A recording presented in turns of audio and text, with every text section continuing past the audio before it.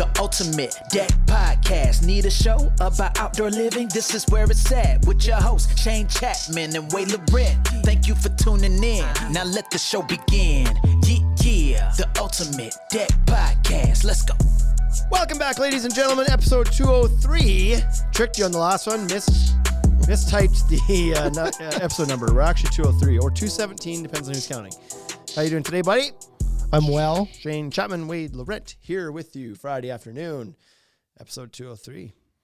What you been up to? You brought something to my attention here moments ago that I never thought about before. Pretty funny. But it was kind of funny, and I do it all the time. You know when you go to those login screens and it's like there's a CAPTCHA verification thing or like a robot check, and it's like, just check this box to verify you're not a robot. And you pointed out the irony that it's a robot asking you if you're the robot. Like, I'm not the robot. If a robot is an issue in this transaction, you're the problem. Quit asking me if I'm the robot. Yeah. That's kind of funny. Yep. I'm not going to check it anymore and see how that fares. That won't work for you. Click, click, click, click, click, click, click, click, click. The robot says. Try to send the server down.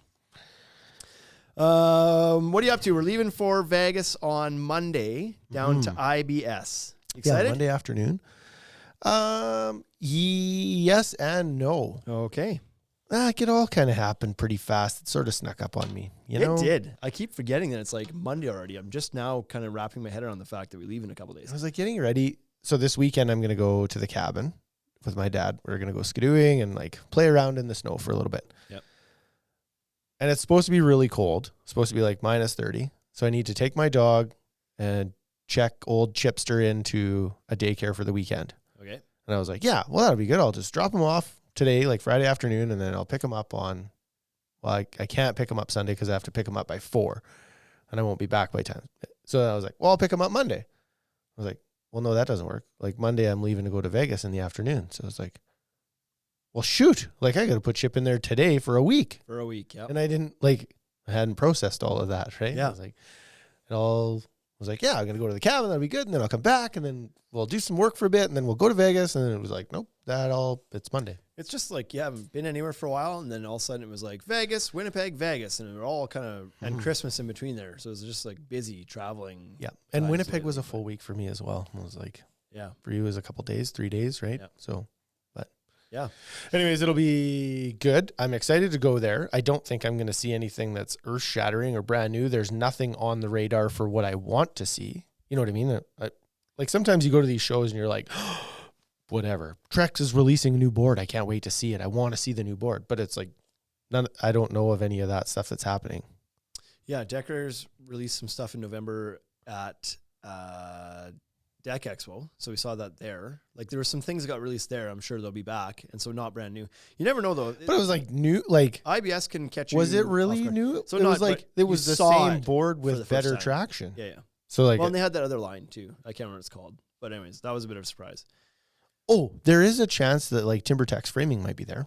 Yes. That AZEK and potentially Fastmaster's framing. Both, which would be interesting to see. Yeah. In person. So I think that there might be some things we're not thinking of. And like I said, if there's going to be a surprise product launch summer, it's probably at this show. It's probably not at Deck Expo, right? This is the bigger deal. This is the bigger show. So I'm excited for it. The other reason why I'm excited for it is we're not doing any podcasts by choice. Yeah. We had talked not very much about maybe doing one or like with one vendor. Yeah. And it was like, I kind of told them, I was like, I don't know if we're going to. I think we might take this one off just so we can go down and enjoy the show. We're not planning on being there for a long time. Don't have to haul the equipment down. We haven't done a show in a while where we just didn't have to worry about that part. Yeah. And he's like, are you sure? Like we're interested. We do it. And I was like, the only way I'd do it is if I could lock down with one vendor and not have to move stuff around. He's like, done, let's do it. And then I just left it there. I never followed up because I think I'm just looking, because we only have 2 days on the ground, right? We get in Monday, we leave Thursday. Yeah. We have 2 days to the show. It's a massive show. If we were to tie up one full day doing the any podcast, even if we did 1 hour a podcast, it's still half a day. We would have no chance to do the rest of the show. So I'm looking forward to not having that commitment and just being like, to kind of free float. Yeah. Now that said, if somebody wants to pay on the next show 6 figures and like cars and all sorts of things to have us do it, we're back open for business after this one. Fine. That's fine. I could do it. Okay, let's get back to Would You Rather. You ready for this? Yeah. What if I hit this button? You've never been to a bubble party with 3-year-old. Hey, Would you rather go to a bubble party with yeah. Would you rather have a lisp or a lazy eye? Lazy eye. Yeah? Uh-huh. What if it affected your vision? It's not what the question says. But you got to think through these things, Wade. You're always you don't think deep enough. Think Yeah, but about a this for lazy second. eye is just like, it's just like closed a little bit, isn't it? Is it, or is it? I thought it was like when it's like It it's goes drifting off a like little you're bit. not cross-eyed, but you're like Yeah. It's. I'm looking at you, and my lazy eye is looking over here. Over there. I thought that's what it was, Yeah, you're right. That's what a lazy eye is. Yeah. and I feel like that has to affect your vision, doesn't it? In which case, I would take the lisp, What if it made your vision so you had wider peripheral vision like an iguana. and you could actually see so right now I can only see beside me like 90 degrees out. But what if I could see like 140 degrees? You know? Now you're hacking this game. This is good. Yeah. I still pick lazy eye. Okay. Well, 56% of people pick the lisp. Yeah, not me. I wouldn't. Surprisingly. Yeah. Would you rather always feel extremely tired or feel extremely hungry all the time? Always tired or always hungry?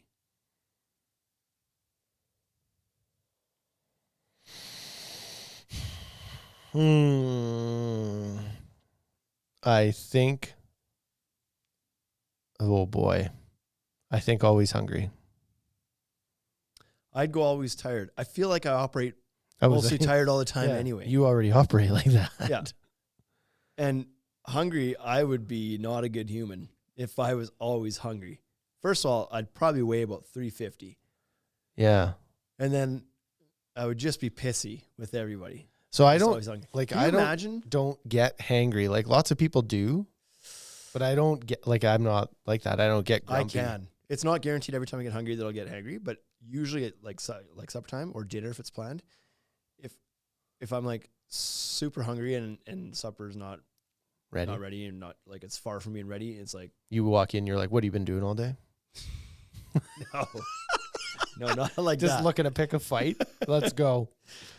No, but oh man, can you imagine not being able to satisfy these though? To be hungry and then you eat and you're just like still hungry all the time. That'd be awful. That's why I take tired. It's like eating Chinese food. We'll pick hungry, and that is 57% of people pick always tired.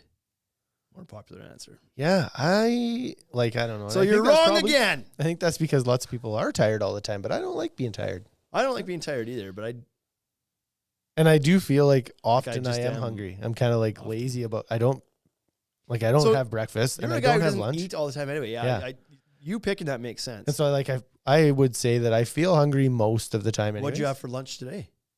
A smash burger. Yep, I did. not hungry no more. No, I'd be good for the whole day now. So Fraser comes in and he's like, "We should order smash burgers today. They're amazing. Local from this chain. place." And we're like, "Okay." I'm like, "Hey, I'm game. I didn't bring a lunch today." He's like, "All right." He comes up to take our order. He's like, "How many patties do you want on it?" I was like, yeah. I don't know, a double bacon cheeseburger." He's like, "Just 2 patties?" I was like, "What do you mean just 2 patties? Yeah. How many patties do you get? I What do you thought get?" 2 He's was like, always good. 6. Yeah.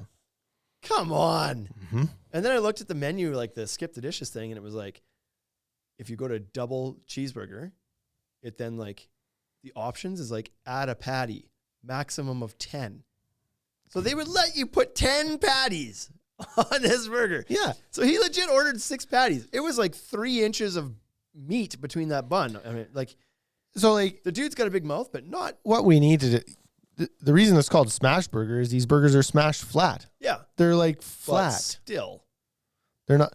So both of us had our double cheeseburgers because we're not like Neanderthals. We just have normal size hamburgers. Right. I could have done a triple. We could have done triples. We both said that when we finished. We're like, well, had those hamburgers been the size of real hamburgers, But his was silly. his was silly. It's too far. Anyway, would you rather gain weight or lose weight in your current state? I had that part. Would you Right. rather? Would you rather gain weight or lose weight? Let's say you had a 50-pound swing that had to happen. Oh boy, Would you rather be 50 pounds heavier or 50 pounds lighter? heavier, Yeah, because there wouldn't be much left of you. right? 50 pounds off. If I went 50 pounds down, it would be bad. What are you right now? You're like 210? I think I'm just under that. I think I'm like 209 or 208. But Oh, fuck. yeah, Called that, hey? well. It was the puffy jacket that added the pound. I know. So 260 or 160 or 260. Yeah. That math works, right? Yeah. Does it? 160. 240. 50 pounds off of 210. Oh yeah. It was weird to me that they're both 60s, but it makes perfect sense. Yeah. Yeah, I would like to lose about like 10, but 50 is too far. Too far. You're blown away in the wind. I'd go down to 200 if I could be like right on 200. So, but you could put on 50 pounds. It could be a healthy 50. It could be like 50 muscle. I mean, not you or me, but like theoretically, a man could do that. yeah, it could happen. But there's no such thing as a healthy 160 pound, 6'2" dude. Like Nope. That's your two. Like It's gross. Yep. John Witt said the connection on the YouTube is bad. That's what he says. Mm-hmm. Sounds like a him problem. And now I've lost all the comments. People are commenting. I don't know. The internet in this place is awful. Yeah. I chose lose weight in this app because of obviously that's what people are going to do, and 78% of people said they'd rather lose weight. Shocking. But if you added the number to it, like I did, like a big number where it swings one way. Yeah. Because if it was like gain 10 or lose 10, I'd be like, I'd lose 10. I'd lose 10. Would you rather gain weight or lose weight? Yeah. If it was just like that, then I would have said lose. 100%. Because I'd go to 2. Yeah. But That's enough of that. Topic for today, episode 203. We've been at this a while. We're going to go through the top 10 most important things to consider when building a new composite deck. Okay. 78% of our audience is American. Therefore, I have officially switched over. Okay. I don't even say composite anymore at all. That's fine.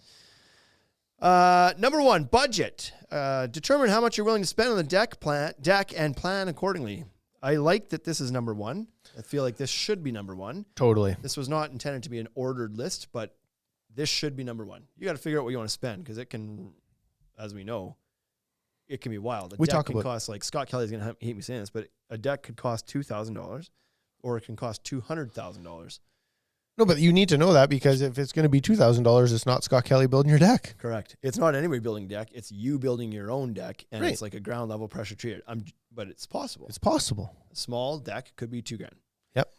Then you'd want to measure that in centimeters, so it sounded bigger. Right, exactly.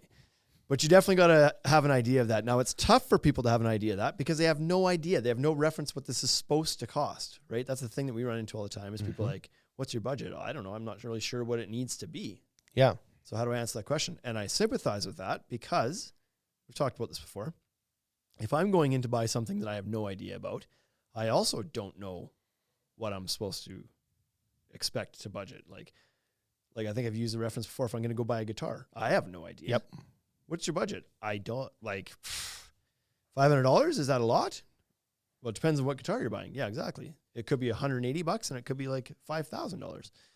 So it's tricky to nail down your budget when you don't know. But I guess that's the part where you have to kind of like do some research. And if you're on the other end of it, on your contractor, educate your customers as to what things affect budget and why things cost more and whatever else. But Yep. Number 1 thing to get figured out when you're building a new composite deck. Yeah. Number 2, size and location. Decide on the size and the location of the deck, taking into consideration factors such as privacy, shade, and views. Yeah. I find that we talked about the size of this lots, right? And some of the things you need to consider is like, what are you doing there? Dining or lounging or barbecuing? So the idea of like adding in certain features, like what you're going to do with your deck, then starts to change the size and shape of your deck, right? Exactly, yeah. So there's also plenty of things to consider around potentially the setbacks or like your city rules within your backyard. You might not like your size, you might have more control of, but location you may not. It's like you can build it as wide as your house is. That's all there is to it. And maybe you can't go out certain lengths because there's a buried line or there's an easement or something that you can't build on top of. It's like that's going to dictate some of that as well. So it's definitely an important part of the planning process because you might not be able to just like take a crayon and a piece of paper and do whatever your little heart desires. You might be restricted by some external factors. Yeah. So you got to consider that in. And then of course, size is going to directly affect your budget. So you need to be aware of that as well. Yeah. And the important part about having a budget is once you set that number, your size can, like you can do the size that you want and then mess with materials, change like, which board you use. So. Yeah. And then it's the idea of privacy, shade, and views. So it's pretty common. Like every area is different. Depends on what like what kind of neighborhood you're doing, but the average city lot, at least where we're from, is like they're not huge. Yeah. And a lot of the doors come out 4 feet up. The foundations stick out about 4 feet out of the ground. So when you walk out of your house, you're looking directly across to all of your neighbors' yards. Yeah, you're up above your fence, and Yeah. Your fence is 6 feet. You're standing at 4 feet and you're 5-6 feet tall. Like you're well above the fence line. So there's zero privacy whatsoever, especially if it's in a new area and there's not like good mature tree growth. So then you got to consider, do you want to get this thing lower? Do you want to come out of the house and get downstairs right away so that you can kind of use the fence for privacy and for windbreak? yeah. Or do you need to consider adding in privacy walls or glass rail to block wind or tinted glass for privacy, whatever it might have you. So the size and location is going to affect how much thought you need to put into potentially privacy and windbreak as well. So. Yep. Number 3, building codes and permits. Check with your local building department to ensure that your deck design meets all necessary codes and regulations and obtain any necessary permits. Some people say the hell with this, and other people are very to the book. Quite a few people do still. Yep. I think the idea of getting a permit is still good. I think it's a good thing to do. How do you feel about building inspectors, though? Not the best. Why don't we crack a beer and talk about this one a little bit more in not till depth? February. A few more days to go. Yeah. So I feel like the permit situation is partially the county or the municipality or the city's fault in this. And I don't want to like open a can of worms here, but if they wouldn't make it so confusing and they had super clear answers to questions and the process was easier and whatever else, more people would engage in it. I believe if the process was easier, more people would engage in it. Because part of the problem, at least where we're from, is the fear of the unknown. The people think that by getting the permit, it's going to cost them a bunch of money and extra insurance and extra taxes, and the city's just out to find out what's in my backyard so they can tax me more. And it's like, they don't, but then if you ask the effect that this has on my taxes, you can't get a straight answer. So it only reconfirms those fears. It was like, well, fear of the unknown, and they won't tell me. So clearly they're going to screw me. Yeah. So there's that fear that prevents people from even wanting to go down that path. Yeah. And then there's the complication about the process, which it's actually not that bad, especially here. But it's just another thing. And so if they made it easier and more customer friendly and whatever, not just like a bureaucratic process that you have to go through, I feel like more people would engage in it. Yeah, I think they should. I think all municipalities should be looking into this to find ways to make it a little more user friendly. Yeah. So, because ultimately when the house is finished, if the deck has a permit, the sale of your house or the whatever, if you die and your family has to sell off your deck, then at least that happens easy. Yeah. And then it's like, if you end up trying to sell your house, all you want to do is get out of it. Then you got to go through that process at the end. It's so frustrating. It's like, just do it when you're building the deck. Just do it then. It makes the most sense. Yeah. So there's certainly those considerations. There's also the considerations of potentially building it where you're not supposed to, like we just talked about in the last one here. If you happen to not pull a permit, and so therefore this never goes through zoning. Yep. And therefore you build on top of something you weren't allowed to build on. Yep. And then something happens or somebody finds out or whatever, and you have to tear the deck off. Like that. You want to talk about unneeded expense and stress in your life? Yep. That. Yep. And also with the budget, do you need rail? Do you not need rail? This could significantly affect your budget if you have a deck that's over certain heights that requires rail, or over certain heights where it requires taller rail, or certain types of rail are permitted or not, and you don't follow the rules, then it's like it can catch you in the wallet and in all sorts of ways. So it's important to, like, even if you're gonna skip this process and not do the building permit, at least familiarize yourself with what it requires. Yes. So that if you do get caught not doing it, you can get in alignment pretty easily. Yeah. But to walk in blind and do it just like the cowboy way, not recommended. Doesn't work. Yeah. Number 4, footing and foundation. Make sure the deck's foundation is stable and can support the weight of the deck and any additional features. So this is something that's Pretty usually picked up in the last one too. So yeah. It was like, that's pretty 5. straightforward. Yep. Yeah, this will help get caught in the building codes and permits portion of it as well, unless it's a large project that may require engineering or soil loads or whatever testing in your area. So there may be that. If it's a small little backyard deck, I wouldn't worry too much about this. Just ensure that you're using the proper size piles and whatnot, but you probably don't need a geological soil test on a small little 10 by 10 deck off the back of your house. But make sure you understand if you're building a large deck or something, or you're building it on a hillside or close to a body of water or something, like then that stuff does become necessary. Yeah. Number 5, materials. Choose the right type of composite decking material. I lied. I said I was going to start saying composite. It turns out you can't. When I get flowing, the Canadian just pours out of me. Choose the right type of composite decking material that best suits your needs and budget, taking into consideration factors such as durability, maintenance, and color options. Yep. So this is very important, and this is one that people do tend to pay attention to. It's like they may skip the first 4, not pay attention to budget and don't care about like the codes and everything else. But usually people not worry, but like they do care about what the deck's going to look like at the end.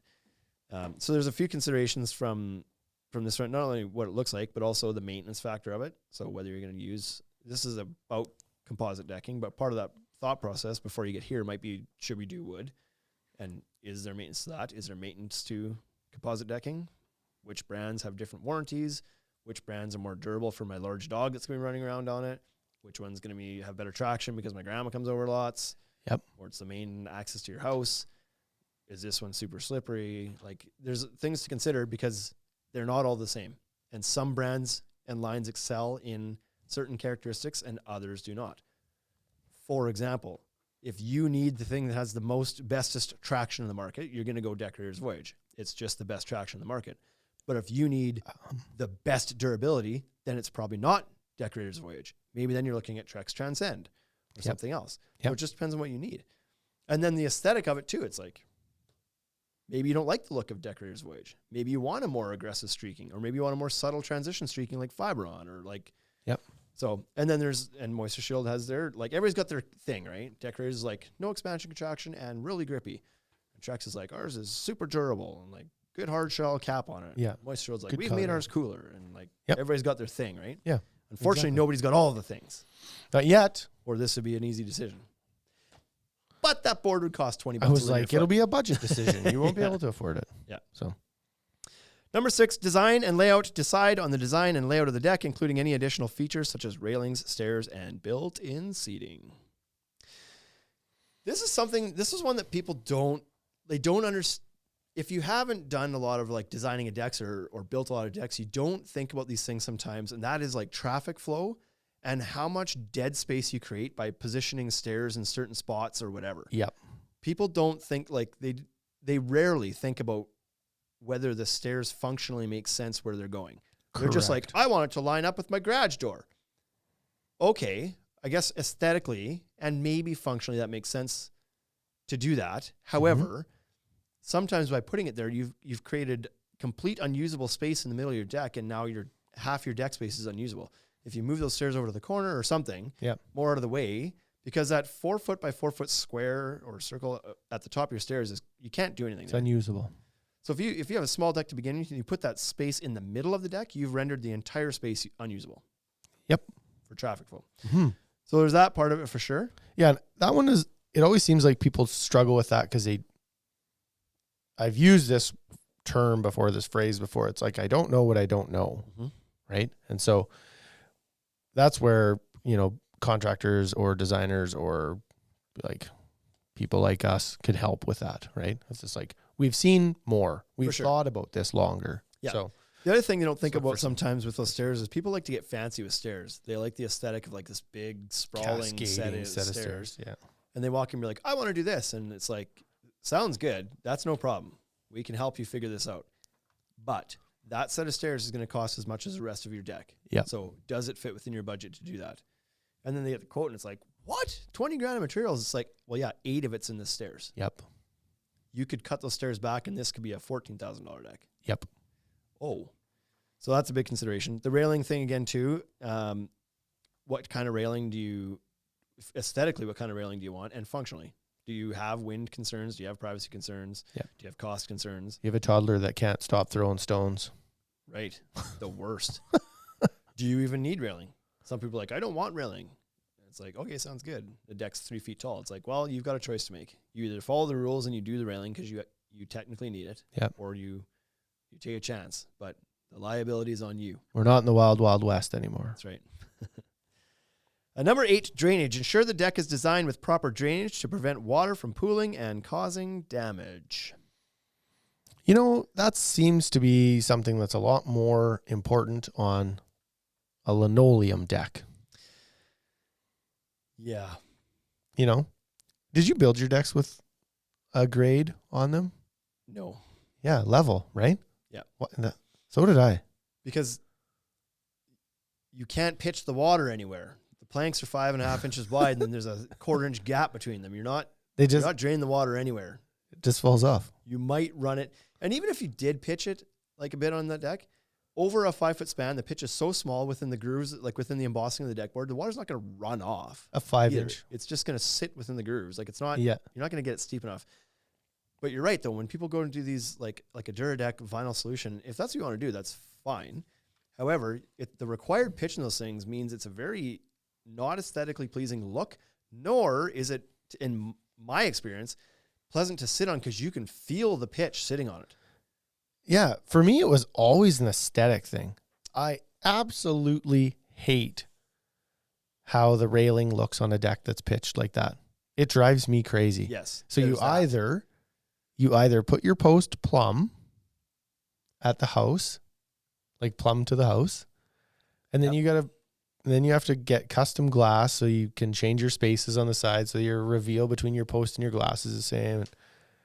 Like you're making parallelograms instead of making rectangles. Which you should, if you're going to do that, that's how you should do it. Nobody but does. generally people don't. They just let their post be at a plumb square to the decking, but then it's out of plumb like this. So then they're leaning. It's a 1 inch gap at the wall, between the wall at the base, and then 3.5 at the top. Yeah. And it looks like garbage. It's a hot pile of poo. Because it's not like it's an inch over 6 feet, I think is usually what's like minimum. Yeah. And so that's like average deck 12 feet out. It drops 2 inches. Like you absolutely feel that when you're sitting in a chair on a deck. Yep. So it drains. Tell me how you really feel. So is your wallet if you drop it. But there are other drainage options, right? You can do different products out there like Trex Rain Escape, which is an under the deck board drainage Still system. allows you to put the deck on level. Yeah, allows you to do the deck level, which is great. Any of the under deck Oasis or Zip Up or any of those ceiling ones that go underneath the deck also allow you to do the deck level. Yep. Decks Are Dry is out there. That one you do have to pitch and you have to run your boards different ways. Like there's a few more considerations there, but it's another option. Yep. If you want the plank style look, which I think is the preferred look for most people, they want to look like they have boards on their deck, not linoleum. Yeah. So the problem with the vinyl sheet stuff is that people believe that that's the only way they can get a dry space beneath their deck. I don't think many people are choosing that because they love the look. Right? Yeah. It doesn't look nice. It's probably a budget play. Could be a little bit budget. Yeah. It's certainly less money than doing a drainage system plus composite. It's probably half the price. Yeah. Depends what you put on top. You could do a wood deck with a drainage system too if you wanted to. Just generally it doesn't happen. Yeah. Because generally the cost of doing a drainage system is kind of a more premium feature. Yeah. And wood is generally, unless it's a hardwood deck, generally is a more budget friendly thing. So they don't usually align on the same customer. Yeah. So it's a consideration, but my preference would be the ones that don't make your deck go at a level. It's just like, force you into being like a slope deck. Yeah. So, but you may have to, depending what's underneath too, maybe you have some considerations because there's, who knows, especially if it's like a rooftop deck that's going over top of a space, then there's obviously drainage concerns there. But yeah, but that's a whole different design, right? Now you're talking like a rolled roofing system with sleepers and then decking. Yeah, for sure. Nobody wants. Number 9, maintenance. Consider the ongoing maintenance requirements of a composite deck and choose a material that suits your lifestyle and preferences. Nobody wants to maintain a deck anymore. And it's not even... Nobody wants to maintain anything anymore. Anything. I just saw a post on Instagram. It was one of the girls that I know was sharing a contest that you could enter to win where a plumbing company would come over and change your furnace filter every month for you. Oh, yeah. And her comment was, I need this whether I win or not because I'm really bad at changing my furnace filter. And it's just like, how? Like how? It's just like it just slides out and then goes to the garbage and then the new one goes back in. You're paying $100 for a $20 thing that takes literally 8.5 seconds. It takes you longer to walk up and down the stairs, and you probably want the exercise, or so you say you do. Yeah. So like, anyways, So not to knock on that person. It's just like, that was an example of something that I saw today and was just like, this is so crazy. Like people hate maintaining anything. 100%. And it's like, why? My hack is like curse Amazon, but this is convenient. I just buy like packs of them on Amazon. Yeah, they just come to So I you. just have them in I don't have to go out and search for one. Yep. I just reorder the one I bought last time. I never have to think about which one I need. Yep. And I just buy them 5 at a time. And then you get them pretty cheap. Mm-hmm. And then they're just in the house. And so then, door off, slide out, slide in, door on. The hardest part is walking it to the garbage, the dirty one. Yeah. So, but you're right. Nobody wants to maintain anything. And even though, especially when you get the right combination of product and applicator, staining a deck doesn't have to be that bad at all. Now, railing sucks. I'm not going to... Staining railing is the worst. That's why people hate staining their deck. Right. Staining the floor of the deck is just fine. Pick yourself up a Deck Boss, like a nice big 7-inch wide stain brush that goes on a pole, angled pole, and a product like Q-Tech or any like oil-based stuff, whatever, but Q-Tech applies super easy. You don't have to worry about lap lines, so it doesn't matter what temperature it is. Like there's very little thought behind it. Pour some oil in a tray or pail and dip your brush and brush it on. Like it's as easy as sweeping the kitchen floor.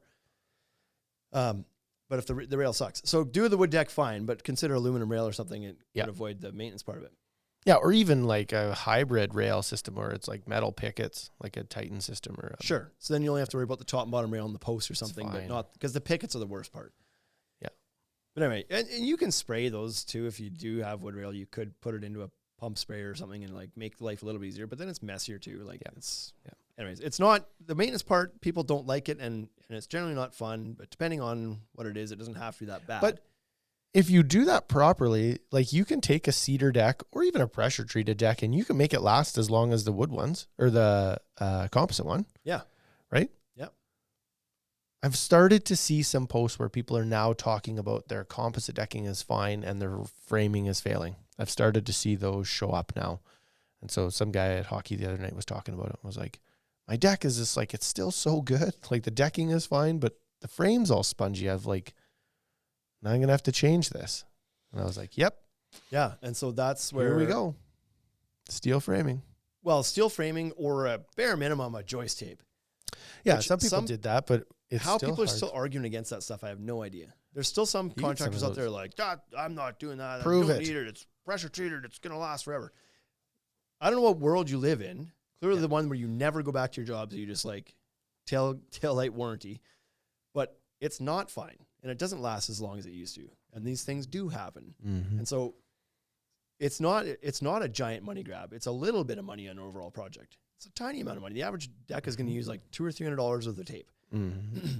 And the average deck being $15,000, $20,000. Like it's not in the overall scheme of things, much money at all to guarantee that your frame is going to last longer and not going to spongy after 8 years. Yep. With a deck on it that still looks brand new. Yep. Silly. Hey, if only we'd been around earlier. Right? And in spite of that, in spite of how hard I believe in it, I still don't like pushing it on people. Because I get that it sounds like just this like unnecessary add-on, but it's really Maybe you need to your tell benefit. that story. Maybe you need to tell the spongy frame story. Maybe. I mean, it's out there. You should tell your buddy to send some pictures or a video. How old is this deck? I don't know. I don't remember. Like It's they not- bought it wasn't- from us? Like it wasn't my hockey team. It was a team that I filled in on. Oh, I see. Just a guy telling a story. Number 10, professional installation. This is a good one, actually. But I actually then took the opportunity to tell him about G-tape and how he's going to put that on the next frame yeah, of to get it course. from Yeah. us. Or steel frame. Yeah. No, I didn't go steel frame. I didn't jump. Next. Professional installation. Hire a professional deck builder with experience installing composite decks to ensure that the deck will be built correctly and safely. This one can't be understated. Because you can ensure that the guy is going to build it properly. Certainly there's You'll want to different vet your levels of contractor. contractors. Yeah. But It's unfortunately in most places anybody can call themselves a contractor, and much like a deck can cost $2,000 or $200,000, a contractor can be like awful or great. Yeah.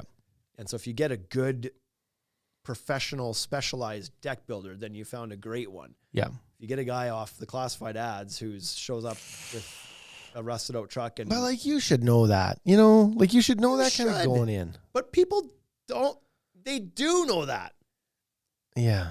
What's that phrase though? The something of what is it?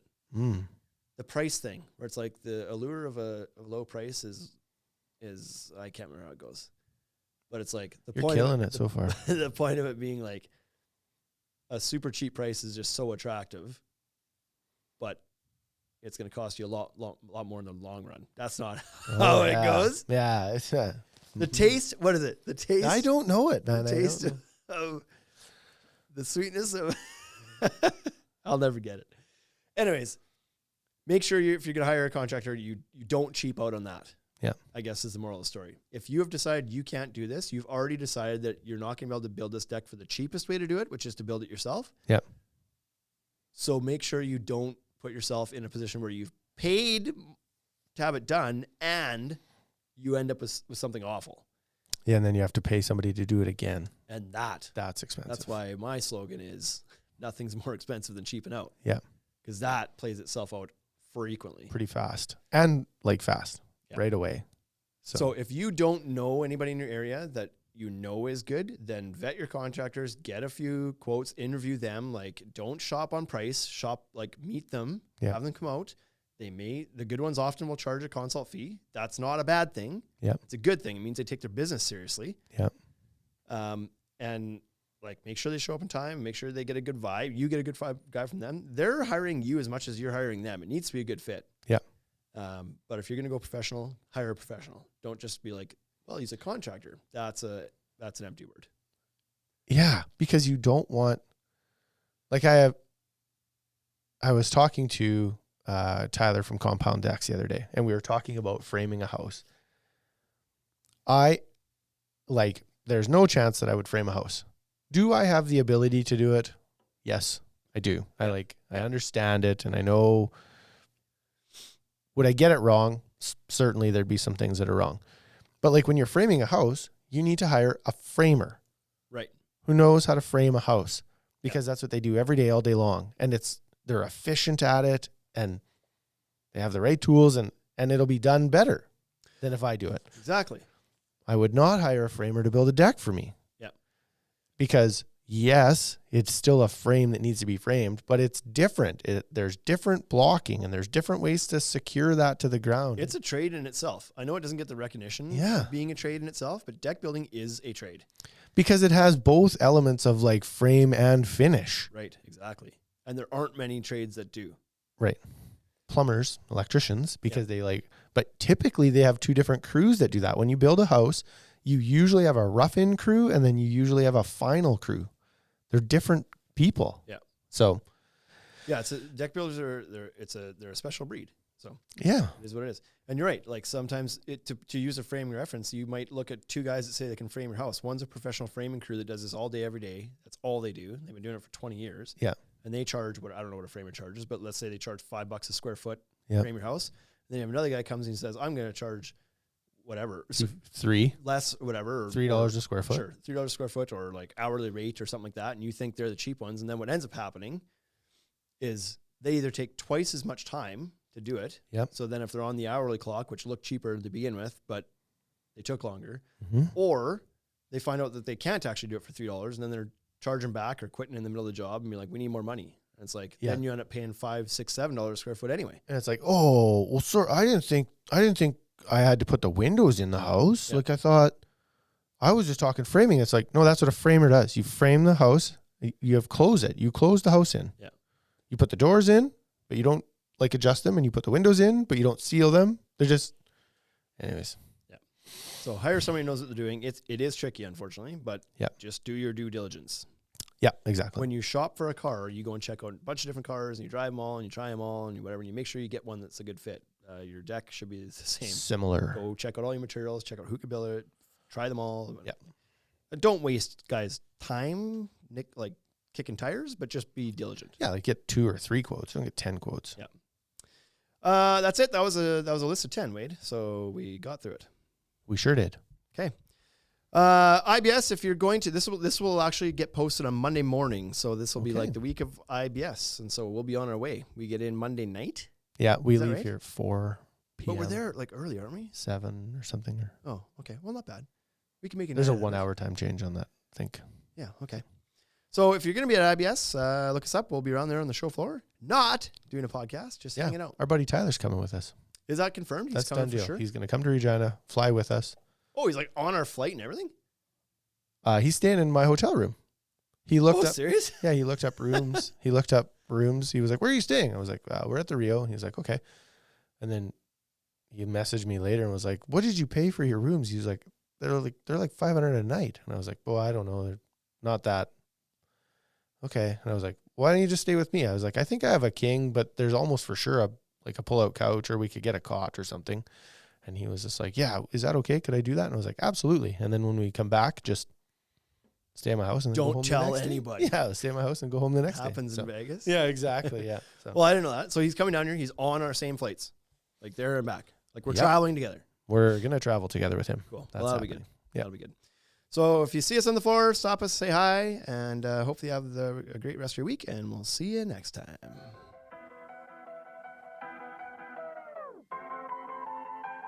Hey, thank you for listening to the Ultimate Deck Podcast. Now you know what we're about. Check the site, come and shop. UltimateDeckShop.com. Hit us right away for sponsorships, or tell us if you want to collaborate. Let's go. Check us out on any social networks. Thank you for listening.